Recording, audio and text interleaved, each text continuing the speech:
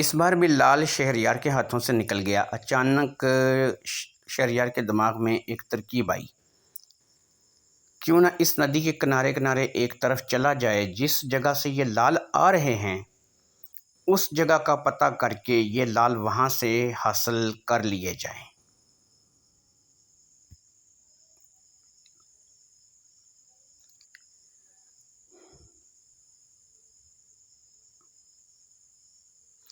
یہی سوچ کر شہریار نے ایک بار پھر گھوڑے پر سواری کی اور ندی کی اس طرف بڑھنے لگا جس طرف سے وہ لال آ رہے تھے۔ اس سفر میں 3 دن مزید گزر گئے۔ شہریار ایک ایسی جگہ پہنچا، اس نے دیکھا ایک بہت بڑا باغ ہے۔ اس باغ میں ایک لڑکی لیٹی ہے، وہ بہت خوبصورت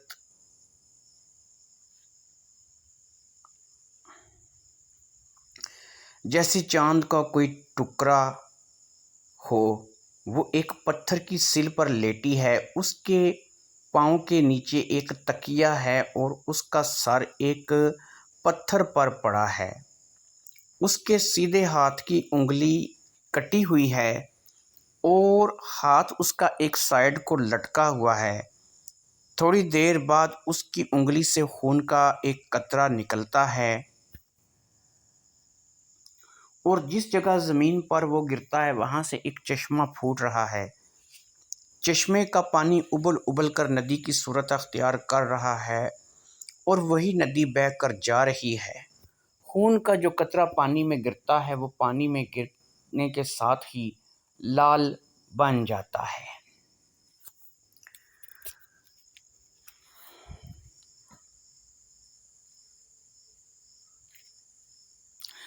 وہی لال پانی میں بہہ کر ندی کے ذریعے یہاں سے چلا جاتا ہے۔ شہریار نے آگے بڑھ کر لڑکی کو ہلایا جلایا، اسے بیدار کرنے کی کوشش کی، مگر شہریار کے ہلانے پر وہ لڑکی بیدار نہ ہوئی۔ شہریار نے ہر کوشش کر لی مگر وہ کسی بھی طرح اس لڑکی کو بیدار وہ نہ کر سکا۔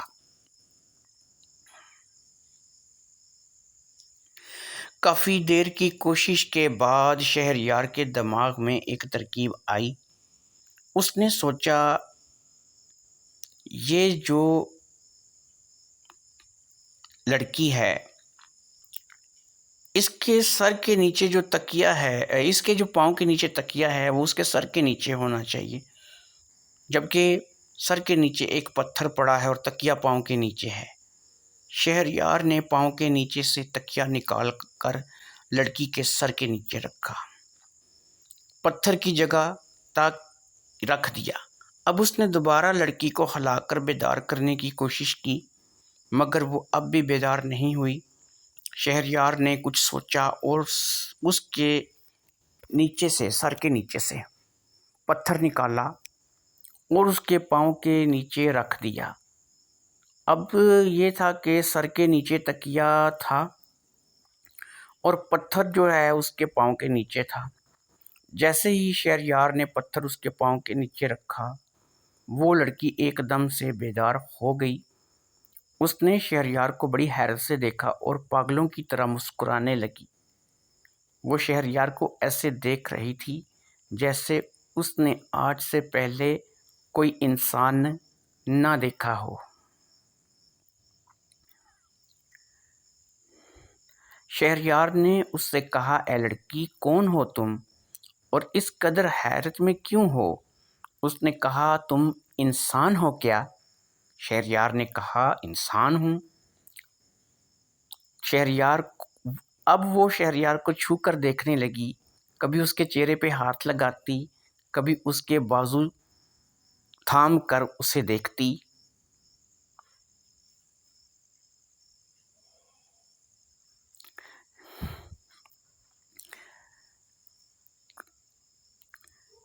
کہنے لگی، میں ایک ایسی خوبی کے ساتھ پیدا ہوئی کہ اگر کسی اور کو تمہارے بارے میں، میرے بارے میں پتہ چل جاتا تو میرے لیے بہت برا ہوتا۔ یہی کہہ کر میرے والدین مجھے اپنے ساتھ رکھتے تھے۔ میں ان کی اکلوتی بیٹی تھی۔ جہاں تک مجھے یاد پڑتا ہے میرا نام لال شہزادی ہے، مگر مجھے اپنا وطن، اپنے ماں باپ یاد نہیں ہیں۔ کیونکہ میں بہت چھوٹی تھی جب مجھے ایک جن نے اٹھا لیا۔ اس نے مجھے میری خوبصورتی کی وجہ سے اٹھایا تھا۔ یہ اسے بعد میں پتہ چلا کہ میرا لہو جہاں گرتا ہے وہاں لال پیدا ہوتا ہے۔ میں اس وقت سے اس کی قید میں ہوں۔ وہ مجھ سے انسانوں کے بارے میں باتیں تو کرتا ہے،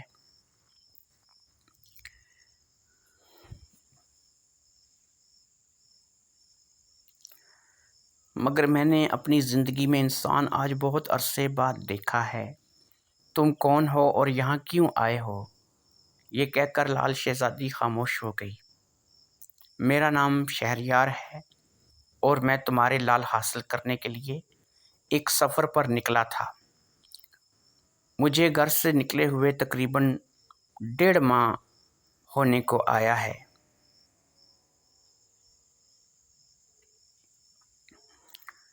1.5 ماہ کے سفر کے بعد میں تمہیں تلاش کرنے میں کامیاب ہوا ہوں، مگر اب میں لال نہیں لوں گا۔ پہلے میں تمہیں اس قید سے آزاد کروا دوں گا، پھر لال لوں گا۔ تم مجھے بتاؤ وہ جن کون ہے، کہاں ہے، کیسا ہے، اور اس جن کو کیسے ختم کیا جا سکتا ہے۔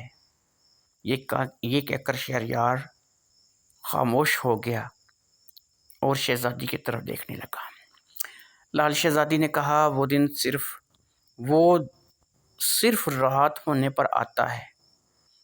میں نے کبھی دن کی روشنی میں اسے آتے ہوئے نہیں دیکھا۔